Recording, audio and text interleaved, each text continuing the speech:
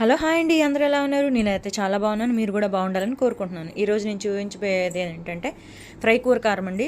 దీనికి కావాల్సినవి నేను పావు కిలో ఎండుమిరకాయలు తీసుకున్నాను. దానికి అన్ని 50 గ్రాములు తీసుకున్నాను అనమాట.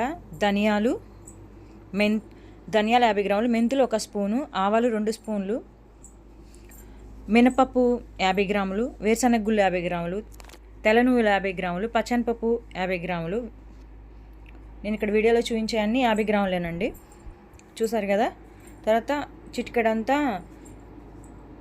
చిన్న గోలికాయ సైజ్ అంతా చింతపండు తీసుకోండి.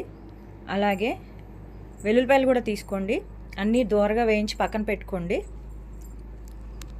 మెంతులు మాత్రం కొంచెం వేగిన తర్వాత వేయండి, ముందు వేయద్దు. వేయించి నిదానంగా సిమ్లో పెట్టి వేయించుకోండి. తర్వాత ఒక పాన్ తీసుకొని 2 టేబుల్ స్పూన్ ఆయిల్ వేసి దాంట్లో పావు కిలో ఎండుమిరకాయలు వేసి వేయించుకోండి.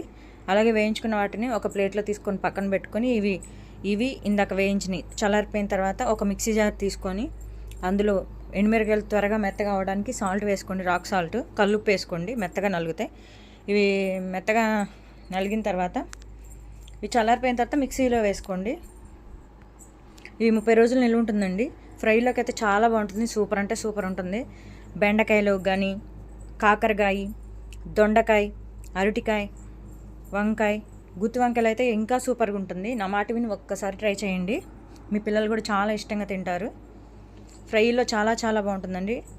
ట్రై చేయండి. ఎలా ఉందో నాకు కామెంట్ చేయండి. Thank you for watching.